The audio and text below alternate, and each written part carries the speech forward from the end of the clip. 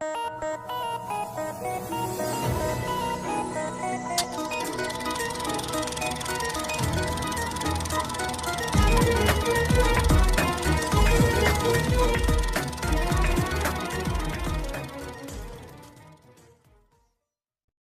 of information.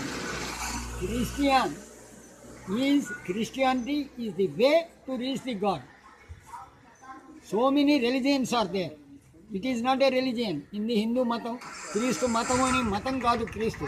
Christian community, Christian society, Christianity. That is the way to the life of God. The way of life to reach the God is Christianity, to the best of my knowledge. This is for your favor of information. Thank you. Okay. Bless you. ఏ ఊళ్ళో ఉంటారు మీరు? బాబు లోకరక్షణ యేసు ప్రభు రక్తాన్ని చిందేది యేసయ్య. అర్థమైందా? క్రీస్తు శకం యేసు, క్రీస్తు శకం యేసు, క్రీస్తు శకం నుంచే యేసే. అవునండి. యేసు నమ్మిన వాళ్ళు ఎప్పుడు కూడా ఏ బాధలు కూడా ఉండవు. యేసు నమ్మిన వాళ్ళకి అన్ని మంచి జరుగుతుంది. మరి మీరు బ్రాహ్మణులు కదా, మీరు నమ్మకం పెట్టుకోండి. నేను సూర్యన్న గారు యేసు ప్రభులు బ్రాహ్మణ కదా, మరి యేసు చేరారు కదా, తప్పులేదు. విశ్వసిస్తారు, తప్పులేదు. అయితే సిటీ మొత్తం మీద అందరూ కూడా యేసు ప్రభులు కూడా దాన ధర్మం చేయొచ్చును, కానీ దేవుడి గురించి మాత్రం ఇవ్వకూడదు. దేవుడి గురించి ఇవ్వకూడదు, ధర్మం చేయొచ్చు, తప్పులేదు. అర్థమైందమ్మా? అయితే సూర్యనారాయణ గారు క్రీస్తు శకంలో యేసు ప్రభు చేరాడు అతను. సూర్యనారాయణ గారు బ్రాహ్మణ శాఖ. అదే నేను కూడా ప్రతి ఆదివారం ప్రార్థన మందికి వెళ్తుంటానండి. ప్రతి ఆదివారం ప్రార్థన చేస్తుంటాను. దేవుడి గురించి నేనే సిందించను. అంటే ఫైనల్ గా ఏంటంటే యేసుక్రీస్తు రక్షకులను ఒప్పుకుంటారు మీరు? క్రీస్తు అని యేసు ప్రభు, క్రీస్తు యొక్క యేసు, లోకరక్షకుడు యేసు ప్రభు. సరే, చాలండి. రైట్ అండి, థ్యాంక్ యూ. హల్లెలూయా. యేసయ్యా. ప్రభు కోసం మీ అభిప్రాయం ఏంటి చెప్పండి. మనం ఏ తల్లికి పుట్టామో ఏ తల్లికి పుట్టామో మనకు తెలియదు. ఎవరన్నా చెప్పింది నిజమో కాదో ఎవరికి తెలియదు. జీన్స్ టెస్ట్ ఉంటుంది కదా, అది కానీ మన తండ్రి, మన వంశీకులందరికీ తండ్రి ఆయన ఎవరు? ప్రభు. ఆయనలో ఉన్న సత్యాన్ని తెలుసుకోలేని వాడు ఈ బొర్రుండి వేస్ట్గా పాటు చేసుకునేవాడు. కళ్ళుండి సత్యాన్ని చూడలేని వాడు, వాడి లైఫ్ డెడ్. ప్రభుని తెలుసుకోవాలి, వాడి లైఫ్ ఇంకా వేస్ట్ అయిపోతుంది. మనం వేళ ఇలా నుంచున్నాం, ఈ నేల భూమి అది కాదు. ఆ ప్రభు చిందించిన రక్తంలో తెలిసిన నాడి. ఎందుకు ఆయన చిందించాడు? రక్తాన్ని చిందించే అవసరం ప్రభువుకి లేదు. కానీ మన యొక్క తప్పుల్ని, దోషాలని, పాపాలని క్షమించడానికి, వాటిని శుద్ధి చేయడానికి ఆయన రక్తాన్ని చిందించి మన కోసం సులువు వేయించుకున్నాడు. మళ్ళీ ఆయన సెల్యూట్ చేసిన వాడికి ప్రమోషన్ కూడా ఇచ్చాడు. ఏం చెప్పారండి? సత్యాన్ని తెలుసుకోలేని జనం చేస్తాం. చాలా ఎంతో సత్యం చాలా మందికి అర్థమవుతలేదు. అందుకే జనాలు కష్టాలు, బాధల్లో ఉన్నారు. ఇవాళ బిర్యానీ సినిమా చూసాను, ఆనందం పడ్డాను అంటారు. కానీ ఇది ఎవరిచ్చారు మనకి? ఆయన బ్లెస్సింగ్స్తో ఆయన ఇచ్చిన భిక్షలు అడిగారంట. అది తెలుసుకోలేకపోతే మనకి ఏటీఎం కార్డు ఉంటే బ్యాంక్ బ్యాలెన్స్ లేకుండా ఏటీఎం పెడితే ఏమీ రాదు. ఇది అని ఏం సత్యం చెప్పారండి. ఏటీఎం లాకే. మీ పేరు?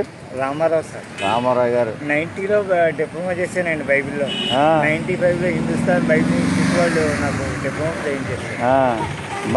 ఒక లాయర్ సలహా కాంపిటీషన్ తీసుకోలేదు. లేకపోతే నా మనసంతా అక్కడ ఉన్నా కానీ అలంకరణ పైన కోటి విద్యలు పూర్తిగా కేటాయిపోదంతా. కానీ సత్యం అక్కడ, మనసు అక్కడ ఉంది. చాలా సంతోషం అండి రామారావు గారు. అదే చూసాను మీరు చర్చికాడికి వెళ్ళి చర్చికాడ ఎదురుగా ప్రభువుకు నమస్కరించినప్పుడు నేను చూశాను. సరే ఏంటి విషయం అడుగుదామని చెప్పేసి అలా వచ్చాను. ఆయన ఒకటండి, అలంకరణకు దూరంగా ఉండమన్నది. మనం ఈవేళ సెంటు రాసుకున్నామా, పౌడర్ రాసుకున్నామా, మంచి డ్రెస్ వేసామా కాదు, మనస్సు శుద్ధిగా ఉంది. ఆయన దృష్టి పెట్టే నాకు ఇది కావాలి అని అడగక్కర్లేదు. ఆయన మనకి ఏం కావాలో ఇస్తారు. ఆయన మీద విశ్వాసం ఉండాలి. అది లేదా వేద ప్రమాణం కాని వాటి దగ్గరికి ఎందుకు వెళ్ళారు అసలు మీరు? యజ్ఞోపవేతం ఒంటి మీద పెట్టుకొని మరి ఎలా వెళ్ళారు నాకు అర్థం కావట్లేదు నాకు. లేకపోతే బ్రాహ్మణత్వం మర్చిపోయారా అది చెప్పండి నాకు. అందరూ సమానత్వాన్ని సమానత్వాలు అలాంటివి లేవని ఇందాక నుంచి చెప్తుంది ఏంటి తల్లి? ఒక్క నిమిషం ఆగండి. మీరు చెప్పేది తెలుసు. చెప్పండి చెప్పండి చెప్పారు. నేను చెప్పేది కూడా మీరు విన్నారు. చెప్పండి. ఏం చెప్తున్నానంటే ఈయన మత ఉద్దేశంతో వెళ్ళలేదు.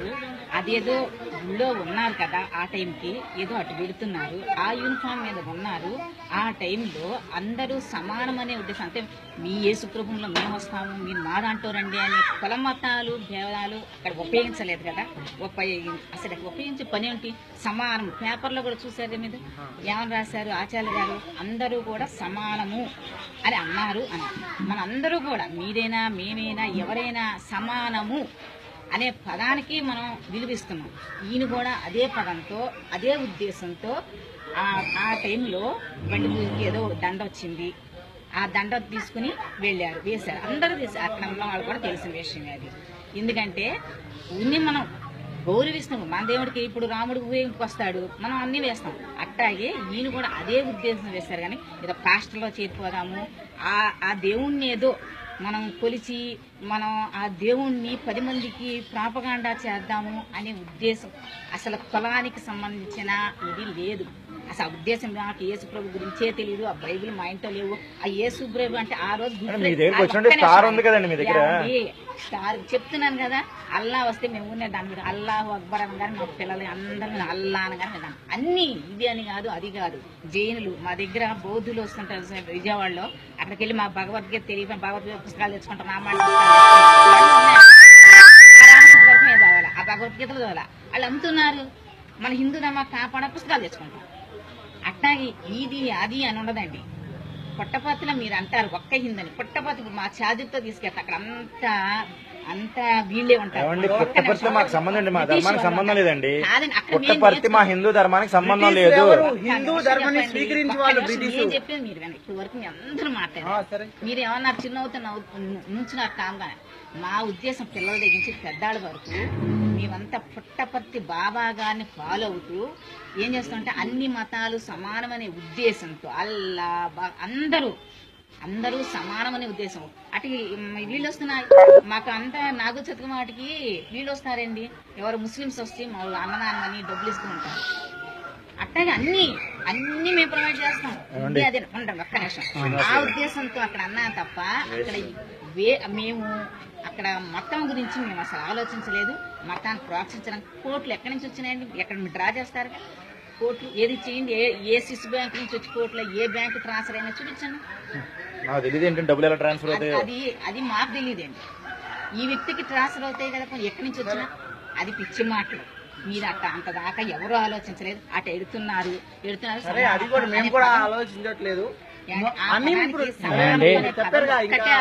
ఒకటి మీరు అప్పటికప్పుడు జరిగింది అయితే ఇక్కడ స్టార్ ఉండేది కాదు. ఫస్ట్ పాయింట్, ఇక్కడ స్టార్ ఉండేది కాదు, ఇక్కడ క్రిస్మస్ జరిపేవాళ్ళు కాదు. ఇక్కడ క్రిస్మస్ జరిపారని క్లియర్ గా పక్కింటి వాళ్ళు సాక్ష్యం చెప్తున్నారు. అన్ని మతాలు సమానం అని మీరు అంటున్నారు కదా. ఓకే, ఒక పాస్టర్ని తీసుకొచ్చి ఈయన ఎలాగైతే యేసు దేవుడు అని చెప్పాడో అలాగే మీరు ఆంజనేయ స్వామి దేవుడు అని ఒక పాస్టర్ తో చెప్పించండి. మీరు వెళ్ళిందే పాస్టర్ దగ్గరికి. పాస్టర్ దగ్గరికి వెళ్ళకుండా మైక్ ఎలా తీసుకున్నారు?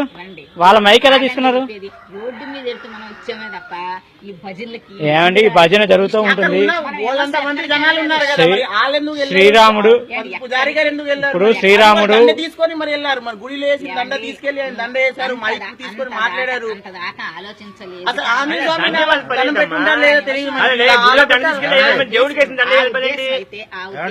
ఈ మాట ప్రకారమే ఆయన విచక్షణ లేదని అర్థమవుతుంది. మీ భార్య మీరు ఇచ్చిన స్టేట్మెంట్ చాలు, మాకు ఆయన విచక్షణ లేదని మీరే స్టేట్మెంట్ ఇచ్చారు. మందిరాల్లోకి వెళ్ళి యేసు ప్రభు మేము కూడా స్పీచ్లు ఇస్తూ వెళ్ళామా?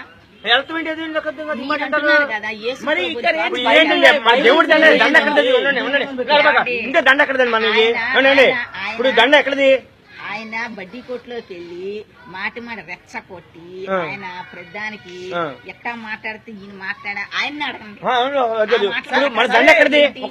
చెప్పండి, దండ ఎక్కడ చెప్పండి. ఆయన ఎంత రెచ్చ కొట్టి నేను చెప్పే దండ ఎక్కడ చెప్పండి ఒకసారి మాట. నేను దండ ఎక్కడ తెచ్చారండి మీరు? ఎవరు దేవుడిదేనా? మన దేవుడిదేనా? మన దేవుడి దాన్ని తీసుకొచ్చి చేయించా? బండి పూజకి వచ్చిందా? ఇప్పుడే ఎవరు దేవుడు? బండి పూజ అంటున్నారు చూడండి. అసలు ఇప్పుడే టాపిక్ మీరు అలా మారుతున్నారు చూడండి అండి.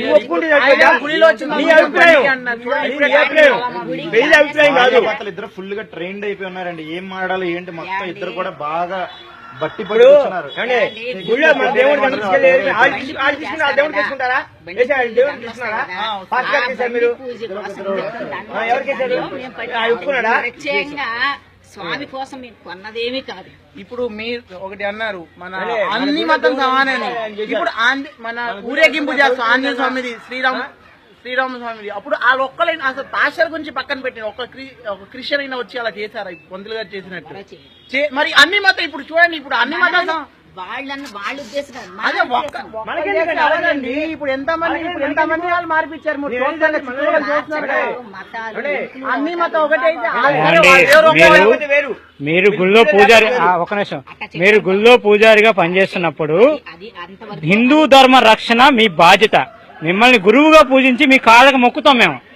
మేము గుడికి వచ్చినప్పుడు మీ కాళ్ళకి ఆశీర్వదించమని ఒక గురువుగా పూజిస్తాము. ఒక గురువుగా పూజిస్తాము. ఒక గురువే తప్పుడు దారి